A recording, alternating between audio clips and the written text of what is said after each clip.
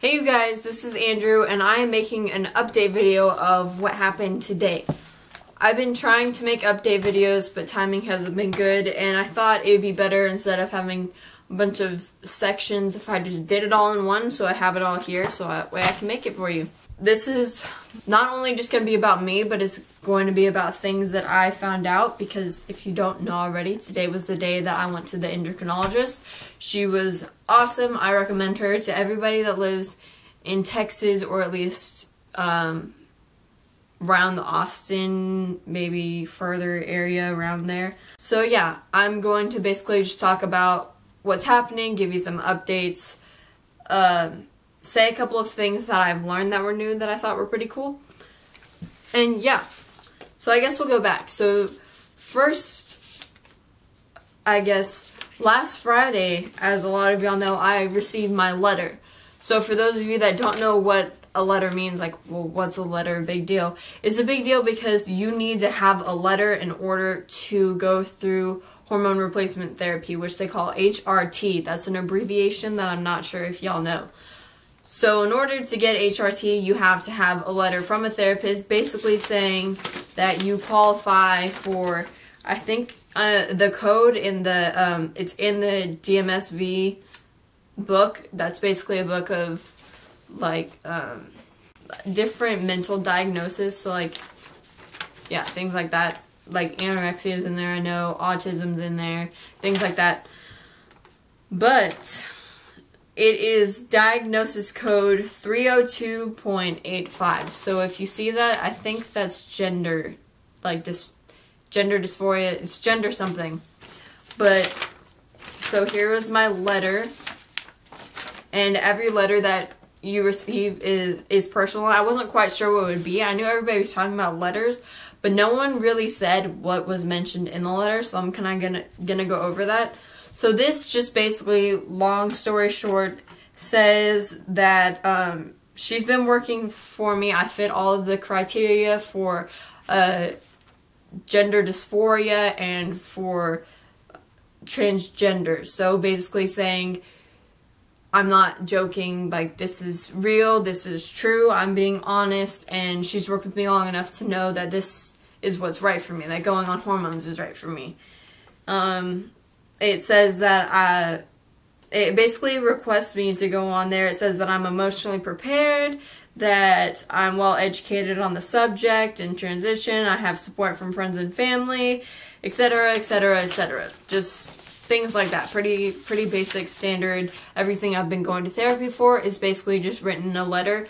This letter you have to make sure you have to give to the endocrinologist or to whatever doctor you go to. You don't have to go to an endocrinologist necessarily, but I highly recommend it because for those of you that don't know what endocrinologists are, they study hormones. So they basically are professionals at this. So a lot of other doctors can do it and will do it, but I stick with endocrinologists because I figure this is long term for me and just for the rest of my life, and I want someone that is really educated on what they're doing.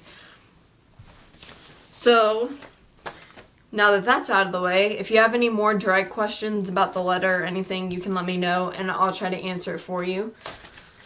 So I went there, not really knowing what I was going to expect. I thought for sure that I was going to have to get some lab work done, things like that, and then I would have another appointment. But what ended up happening is I found out, one, at least where I go to, you don't have to get blood work done. So you go in there and then you're set to get it. I did not get my shot today. I know it's kind of a bummer, but it's because I asked her a question, and this is something that I think is really important for you guys to know, and I'm going to give you the official answer once I know it. But I asked her if you should freeze your eggs before you go on testosterone. So in other words, if testosterone would affect my eggs. I know that for at least my perspective, and probably from a lot of yours, you're thinking, well, you know, you can go on birth control and it doesn't affect your eggs. Why would testosterone? I'm asking because, well, I'll just explain what she said. Maybe that'll be easier. So you have like a thing right here in your brain. I forget what it was called. It was some fancy term. But it basically controls you, like, down your, like, tubes and stuff, for whatever, I forget the technological terms. But it controls all of that. And so if you've been on testosterone, what the testosterone does is usually this part of your brain goes, okay, we're going to make the egg go down, we're going to do this and this, but it makes you stop. Testosterone makes your period stop. So it makes all of this shut down. And if you don't remove your eggs, these eggs that you have here, they will, from what she told me, from what she thinks, they, won't be as, since it's been shut down and it's not all flowing, they're not going to be produced. And then you have a bunch of cells that were supposed to turn into eggs, but they're not eggs yet, so you can't just pull from those. So in order for me to get eggs that would 100% work, I would have to, later in the future, get off of hormones, hopefully it gets restarted, if it may be, and then, gets restarted, and then possibly take some eggs that can be fertilized. I really, really want kids, and I think especially for you guys, if you know you want kids, this is something to really think about. She's going to ask my doctor. She says I can probably be on testosterone before, but just not for years worth. So we're going to kind of work that out, see where things are, see what the price is, because I know it can be kind of expensive to freeze eggs per year, and then I'll have to come up with a decision, of course. Now, the reason why I really wanted to take this into consideration, although I am really, really eager to get on testosterone, I'm trying to really focus on long term, which can be really hard, especially when you're in a moment where you're just so ready for everything, like I know I was, or I still am. I just want to be on testosterone, right now. But I know later in the future, it's well, maybe if I had only waited 2 months, I could have a kid. And I know I don't want to regret that in the future, so I would like to keep my options open, or at least as open as possible. So if you're thinking about having kids, I'm not birthing my child, but I'm going to implant my egg into my wife or into somebody else, and then it'll, genetics, stuff like that. I don't know. I just think it would be cool. So if that's something that you're considering, that's a good thing to think about, and I will give you a definite answer. She's going to call the vagina lady doctor. I'm just so excited that I'm forgetting terms. But she's going to call, I think it's the OBGYN. If I'm wrong and just looked stupid, then I'm wrong. And I looked stupid, whatever. But she's going to call her up and have a conversation with her. And then she's going to call me by Friday, which is in 2 days. And she's going to let me know everything, which is really cool. So, after we talked about that, basically what happens is I went in there, she read my letter, and then she said, well, she asked me a couple of questions, she asked me, how long have you felt this way? She asked a little bit about my past, and things like that, which I'm not going to go into because mine's different from yours, but that's just what happened to me. So she asked me about that, and then she told me a couple of the things, she asked if I had blood clot. I know that, if your family has a history of blood clotting, testosterone will make you, more, I don't want to say prone to, but you're more likely to get blood clots. So if that's a problem with your family, that could be an issue, and it's something that you need to watch over. Other than that, it does not increase your risk of cancer or basically any other things that are medical, but they do ask you, your medical history, and it's good to know. For instance, my dad, he intakes testosterone really fast. I also developed really early, so I got my period in 5th grade, so she says that changes are more likely to happen quicker for me. So I'll see results faster, I'll grow facial hair faster than most, my voice will deepen faster, everything will just move a little faster because I naturally work that way. So if you're naturally a late bloomer, it'll probably take you a little while longer to see results. So on my end, that was pretty cool and made getting my period in 5th grade totally worth it. So, yeah, just things like that. She asked me a couple of common questions. She'll ask, well, most likely if you have a good doctor, they'll ask you if you have any questions. They just kind of want to know your situation, where you're at, and then I think some doctors will just show you. She's having me go to, it's in the same clinic place, but a different lady is going to show me how to actually use needles and inject it and things about that. So that's just a different person, but I'm just telling you what happened to me. You might even have the same doctor do it. So I got an appointment at this Friday, 4/24, at 9 a.m. to do that. And that means possibly if they know the answer by then, I might get my shot on Friday. Maybe. I'm trying not to get my hopes up, but at the same time, I really, really hope that I do. But so that's really exciting. I have got a couple of papers here that I'm just going to try to look over. Okay, so I have a 100 milligram, so 1 milliliter injection.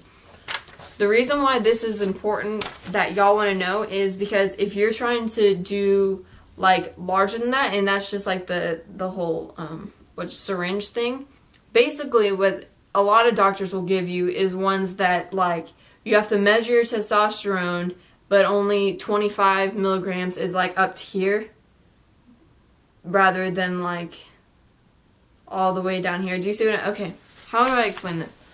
Okay, so if you have 2 syringes, I'll try to show you all later.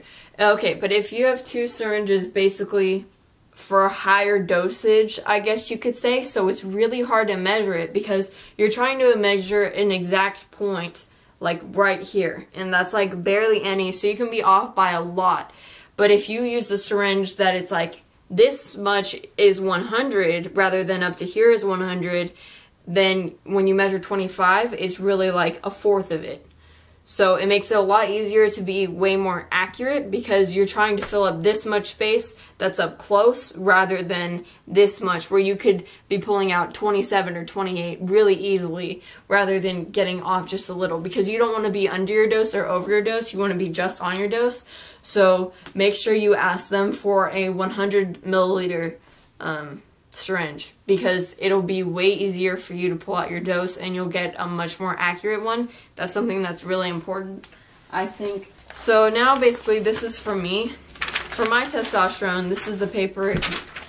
What I'm doing is I'm getting a 10 cc vial, so that's gonna last me like over half a year. It's a big bottle of testosterone. I'm going to do 25 milligrams a week. So once a week, I'm going to be injecting 25 milligrams into my thigh. Then for 4 weeks, after 4 weeks, I'm going to do labs. And when you do labs, you do it mid-cycle. Mid-cycle means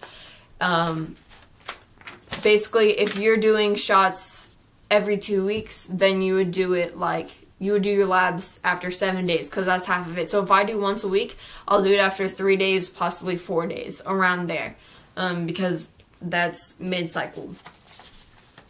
After my lab reports are done, I don't even have to go in there, just after they're done, as long as I'm good, after 4 weeks, I up it to 50 milligrams a week, and then after that, like I think it's like 6 weeks later, basically up to once I've been on testosterone for 3 months, I'll go into her face-to-face, I'll get more labs done, and then she'll review those. So I get up my dosage twice the amount after 1 month, which is freaking crazy.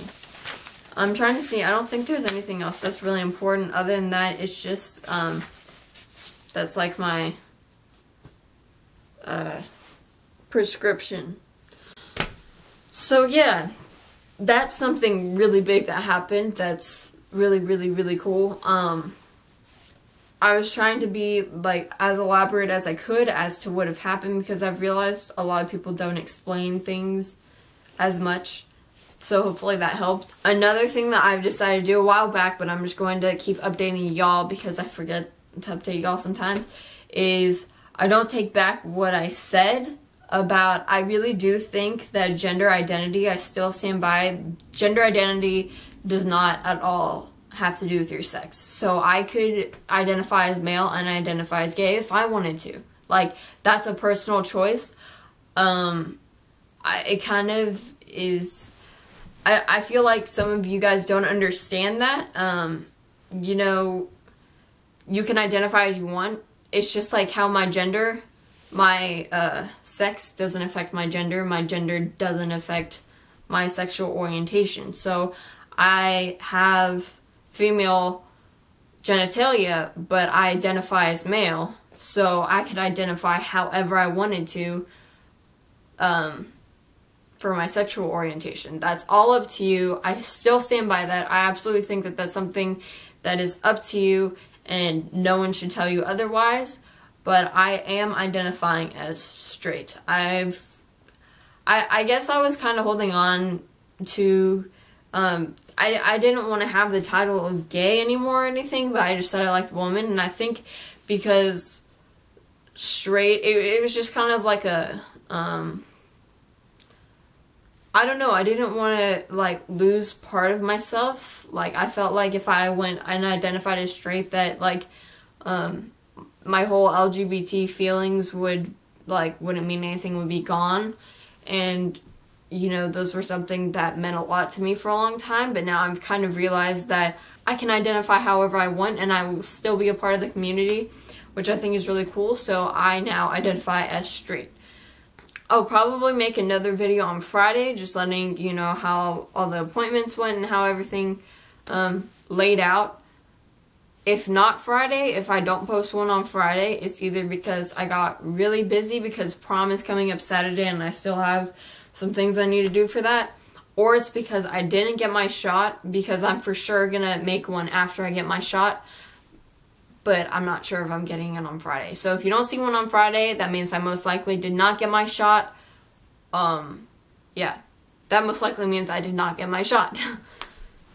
But I will hopefully see you guys on Friday, because that will have meant that I got it, and that would make me really happy. If not, I'll see you sometime soon, definitely within this next week. And I hope you guys take care. Bye.